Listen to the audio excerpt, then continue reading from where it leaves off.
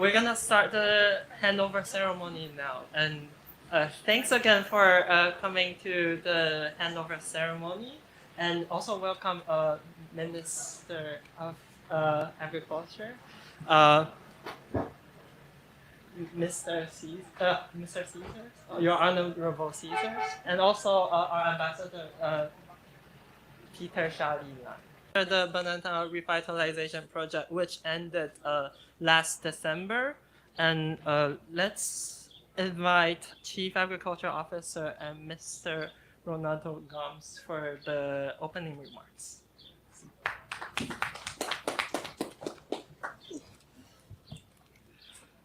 Honorable Minister, Sabato Caesar, Minister of Agriculture, Ital, Ambassador of the Republic of China and Taiwan, persons present here, good morning to everyone. First of all, let me express my gratitude and appreciation for the assistance being received and continue here this morning from the government of Taiwan. It has been a long-standing relationship between St. Vincent Grenadines and Taiwan, which I hope will continue for the long term and foreseeable future. Right, so Ambassador, let me thank you for conveying that to the government. Now, this assistance we are receiving here this morning is the handing over fertilizers and chemicals. Would go a long way for the survival, continued survival of the banana industry. We all know banana is not where it was 15 years ago.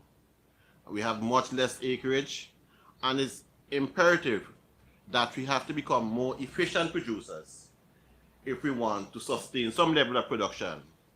We are well aware that we have hotels coming on stream, and you know hotels tend to consume a lot of bananas. And we have to safeguard our industry to ensure we can meet the needs. And not just the hotels, we have the local demand, we have the regional demand, which we have to continue to meet.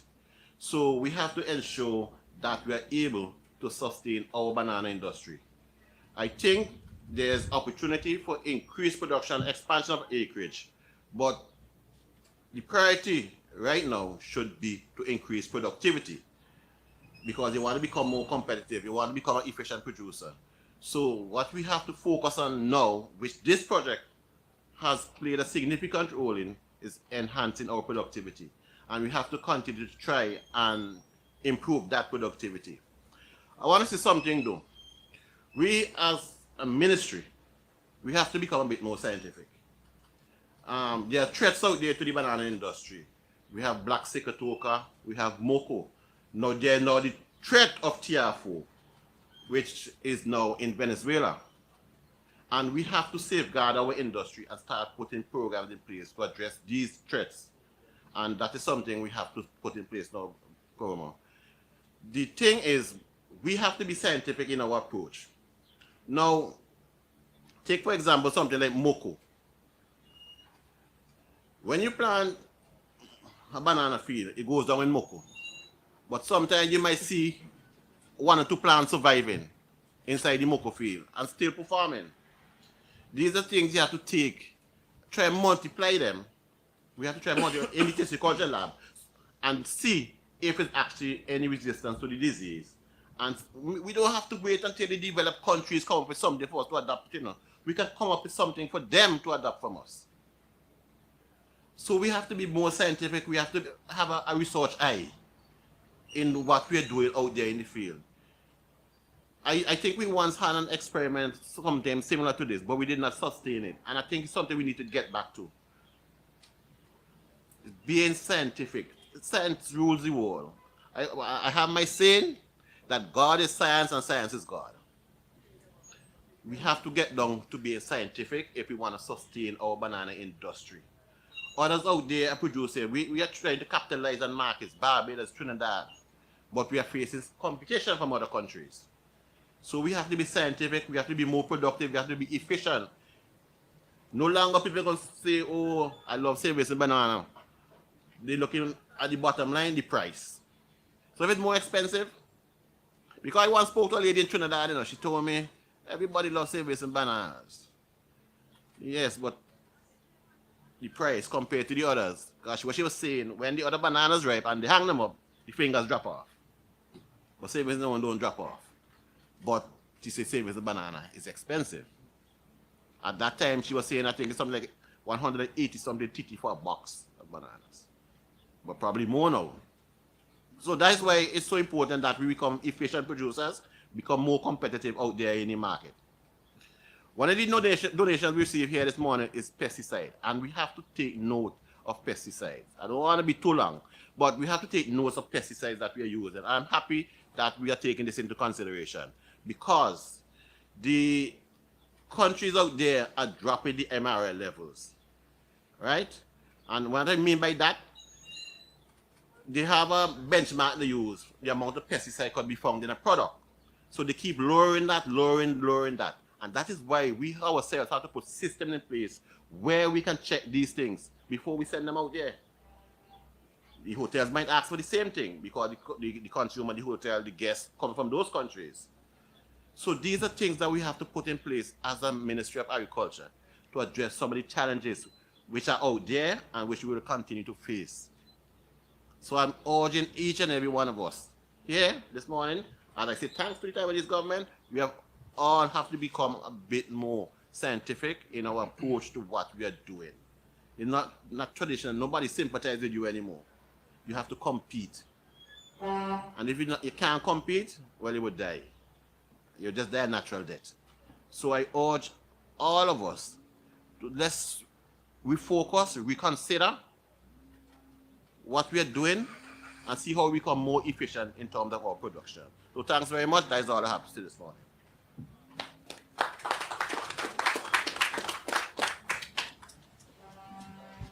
Thank you, Mr. Dobbs, for the opening remarks. And now we'll pass down to our Ambassador Peter Shalilan for his remarks.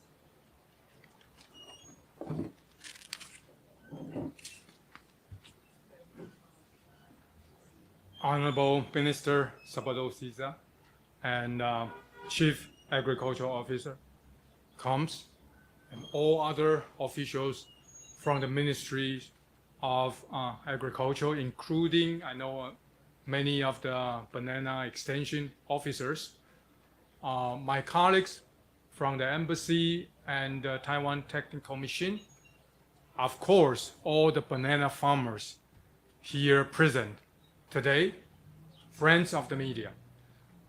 I'm glad that this morning I can be here witnessing the last milestone of this banana project.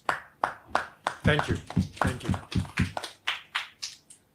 I think in the past few years, we've worked closely with the ministry and with the Taiwan Technical Mission to make sure that we made the proper technology and management know-hows to our farmers.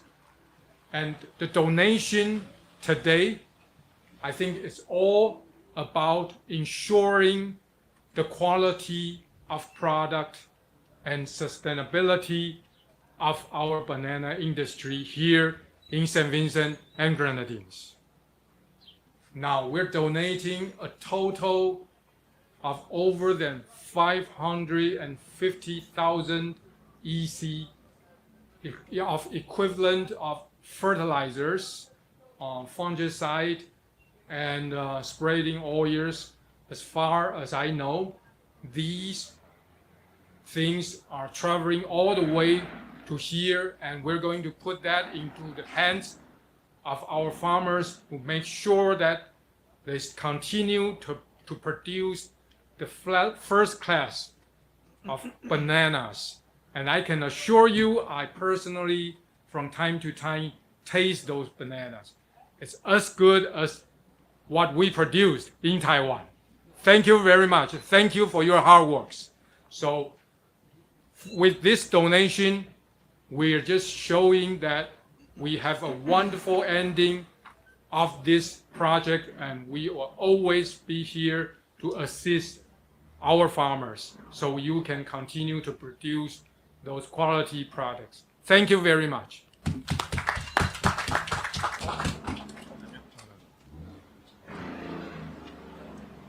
Thank you, Ambassador. Ambassador Peter Shalilan's remarks, and now we invite our Honorable Minister for his remarks.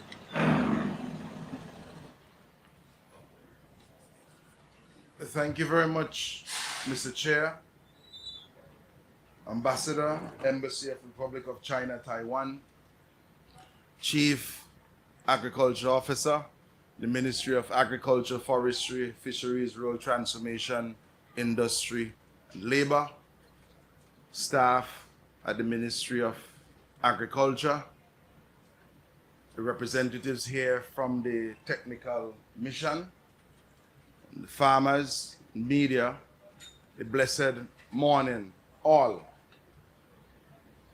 I wish to begin by expressing our sincere thanks to the government and people of the Republic of China, Taiwan, for the continued assistance in the agriculture sector, to the farmers of St. Vincent and the Grenadines, and it has assisted us to sustain production and productivity to ensure that we have food security in our country and food sovereignty. I want to begin by outlining a general principle that life is a journey. And on this journey, there are many different and changing scenes. And the agriculture sector in St. Vincent and the Grenadines, the agriculture sectors in the OECS and CARICOM, and globally, they are not immune to changes. Therefore, at one time in this country, we had different major crops. One time we had arrowroot, sugarcane, bananas. And today, what we have is a diversified agriculture system that we are advancing and that we are promoting. And the changes are even reflected in the administrative staff at the ministry. Because at one time we had a banana services unit, and when we started the promotion of a diversified agri-food system, we made the policy decision to bring all the technicians from the banana services unit into general extension so that they can work not only with the banana farmers, but with all of the farmers in general. And I wish to commend Koromo Brown, an excellent agronomist who works in the ministry, has a long history in the banana industry, continues to work with the banana farmers and also those technicians in the ministry who are assigned to spending more of their time with the banana industry. It is very important that I underscore the point raised earlier that throughout our history, presently and in the foreseeable future, we are ensuring, and we are going to continue to ensure that the banana subsector, that it continues to play a very important role. And for persons who are here as farmers, very rare you're going to have a farmer that is planting bananas alone. You have farmers who are doing plantains, bananas, have some livestock, and into vegetable production. also be doing some root crops.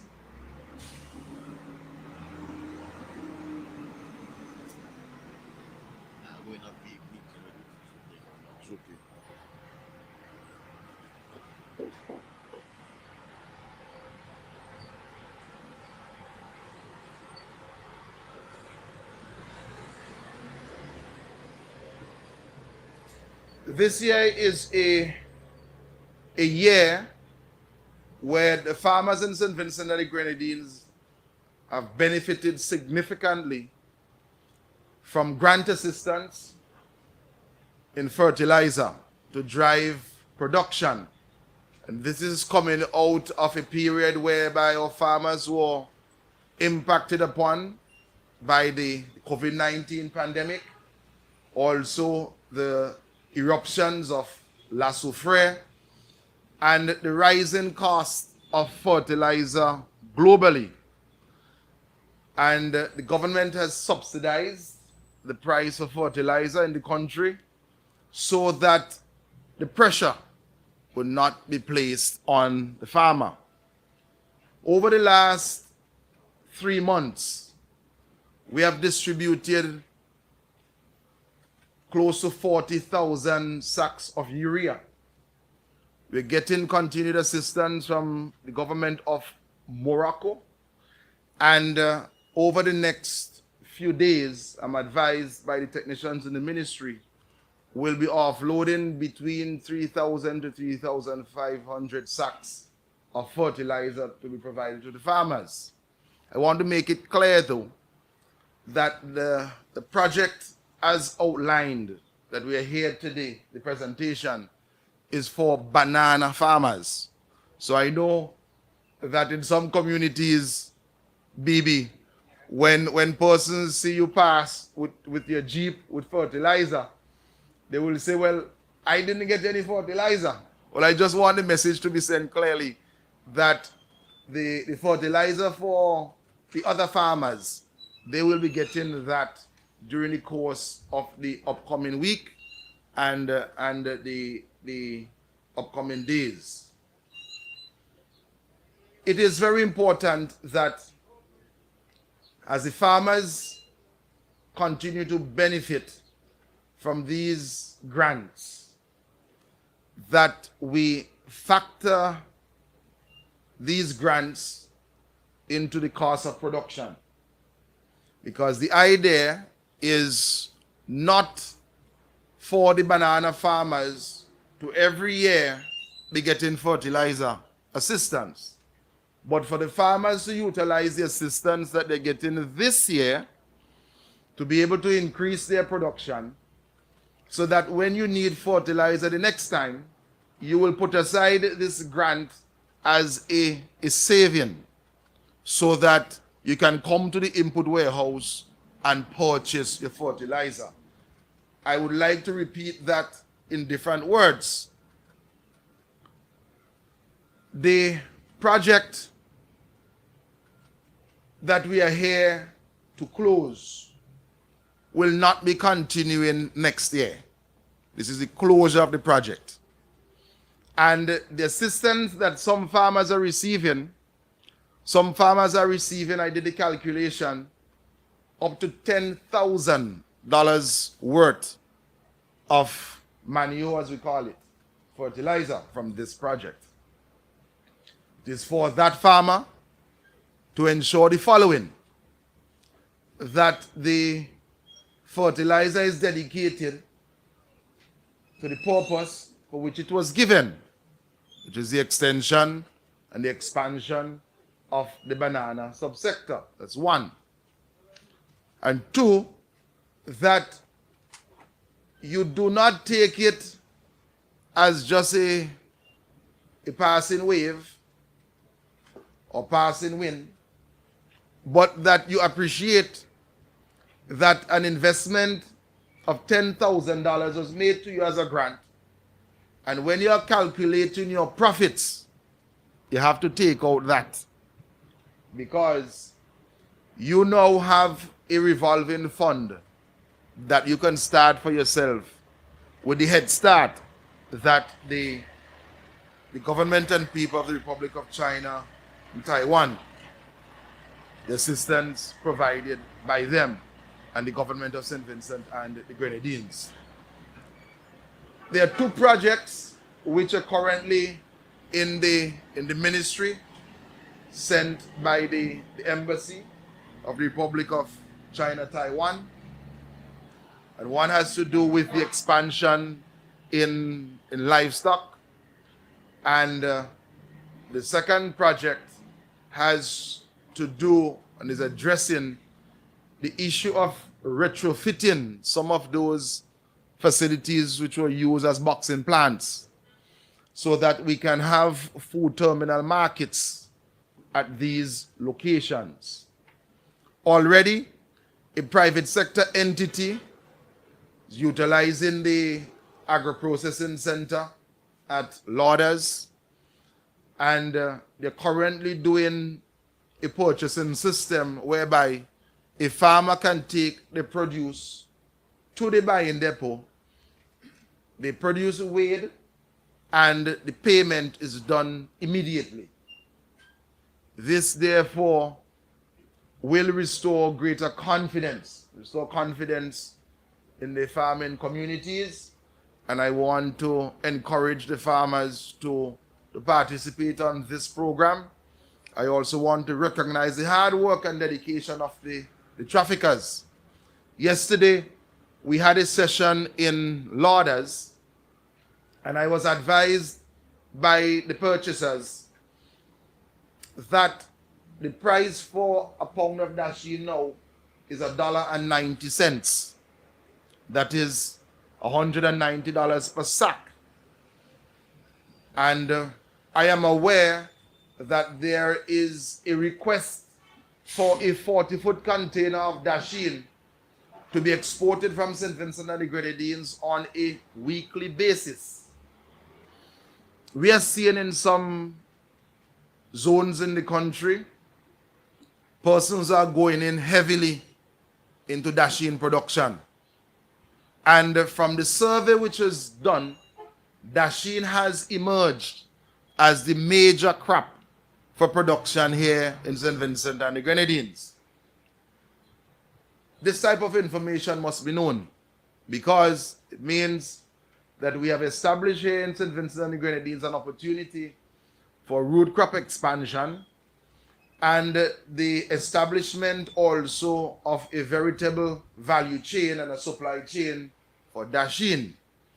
And I am comforted to know that my brothers and sisters in the Republic of China and Taiwan, that you also plant taro and that you have significant expertise in the production of dashin.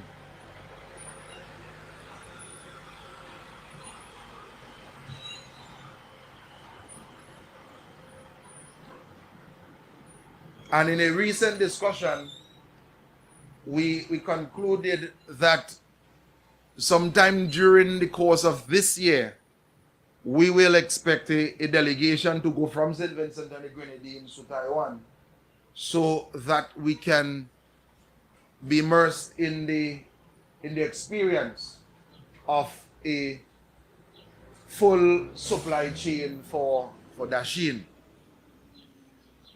It is going to be very important that we take into consideration the increase in the demand for bananas currently in St. Vincent and the Grenadines and the demand that we anticipate early next year and in the upcoming months and years because of the expansion in the hospitality industry. I do not want to see in my lifetime the Windward Islands, whether it is Dominica, Grenada, St. Lucia, St. Vincent and the Grenadines, importing bananas to service the hospitality industry.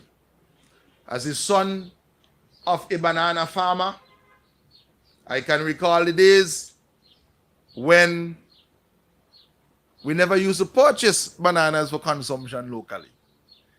If you go through a community and you're selling bananas, persons will question your motive. Because as a child in 1992, banana was the most prevalent fruit. And I want to commend the consumers in the country. Because when I walk around Kingstown and when I go to the supermarkets and to the gas stations, I am seeing our citizens purchasing far more bananas than red apples. And I want to commend our people for that. It's definitely commendable. I had a conversation a few years ago with the technical staff in the ministry. It wasn't accepted wholeheartedly, but I was promoting an experiment for us to expand the cultivation of some of those varieties of bananas, even though they are not as sweet as the traditional varieties. Because I believe that the day will come when those are the only varieties that would survive the very harsh disease environment that we have. This is a conversation that I will take up again with the technicians. Of course, we live in a world whereby the market decides. And currently, when you compare the traditional varieties that we have with some that I am trying to introduce, the 8-year-old child going to primary school or the child doing the CPEA today will prefer the traditional variety because some of the newer ones are not as tasty. But I believe, based on the harsh environment that we have now, that the day will come when we will have to accept that the taste of a banana has changed. And I want us to be ahead of the curve. I don't know, BB, if you're willing to put in a 10 acres of this, because I was also I have about 6 acres, because I was also advised that they are more tolerant to the black leaf spot. I want to recognize the spread team. And I remember when we had that big outbreak of black leaf spot in St. Vincent and the Grenadines in 2010, 2011, when we had operations cut back, plant back, that it was on the backs of the spread team that we rested our hope and our confidence. And I want us to give them a special round of applause because they did not disappoint us. And also to recognize some who are not here with us. And I hear the call for more payment, and I agree with you, for more payment for the spread team. And I will take the message to the planning committee when we meet for the budget.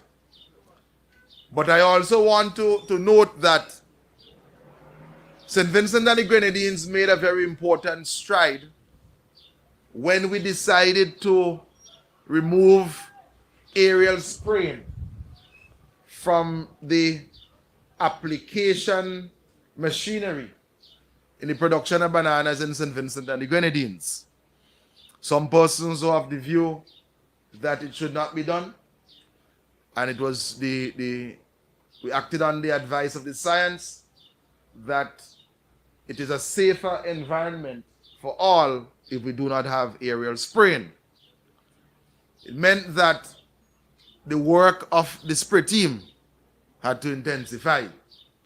And I want to admonish Mr. Koromo Brown, who is one of the senior technical advisors in the ministry, that before the end of this year, I would like to see consideration be given to the usage of drones by the spray team.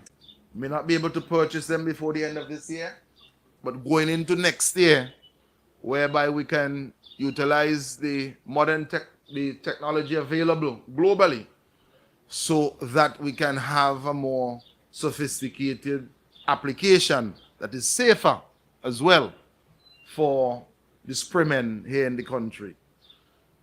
We are utilizing more modern technology in production. Yesterday, we had at the session in Lauders a presentation by OSV, and they're introducing the usage of augers to provide the holes for dashing. We are using more weed whackers, and from the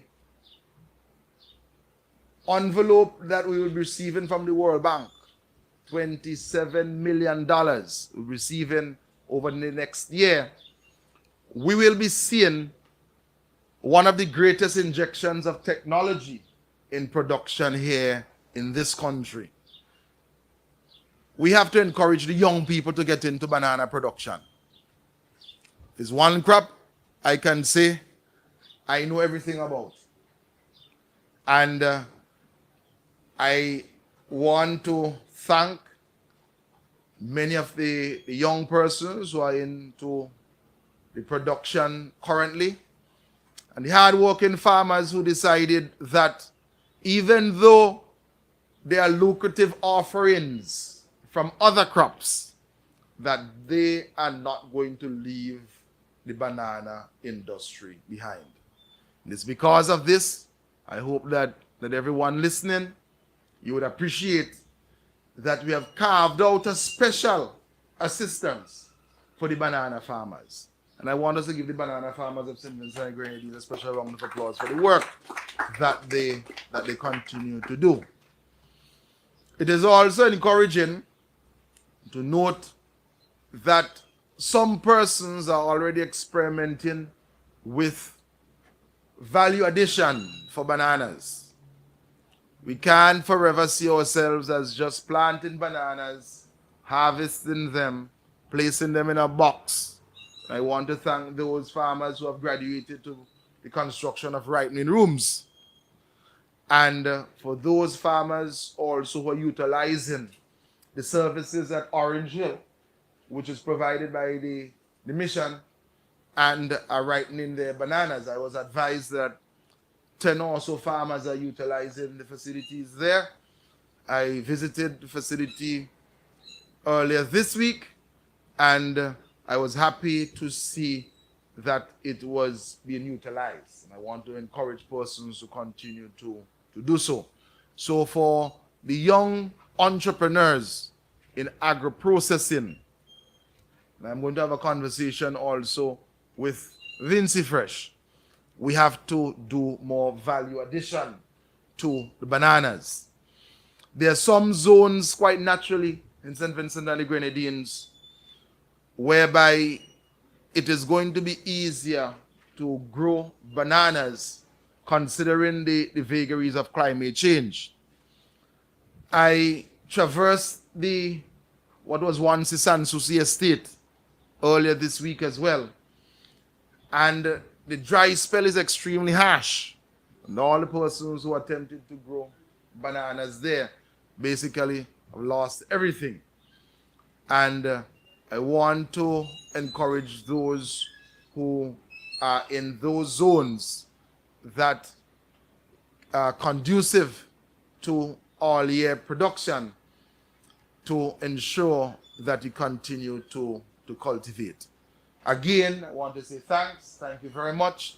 I remember the official visit to St. Vincent and the Grenadines of your president when the promise was made for the assistance with the banana industry. And we are all here today as stakeholders to promote the advancement of the production and productivity of bananas in our country. Thank you very much, and may God continue to bless and keep all of us. Thank you. Thank you.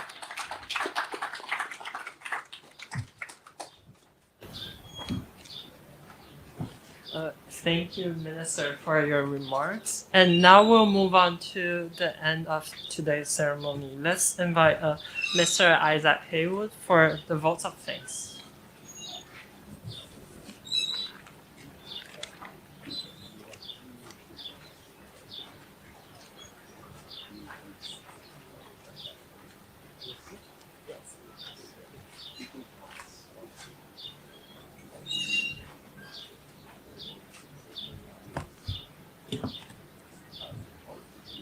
Pleasant good morning, everyone.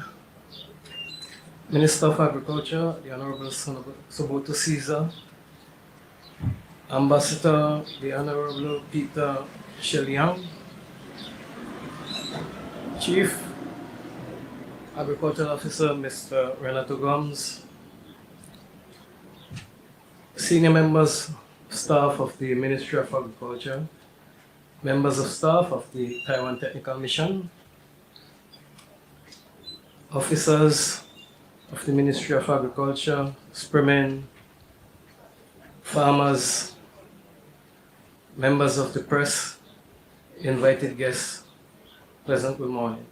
I have been asked to bring this ceremony to a close. My responsibility is basically to say thanks. I want to first and foremost thank the Minister for being here and for those remarks. I know that you stress on food security, sovereignty, and diversity. Those are things that we have to pay close attention to.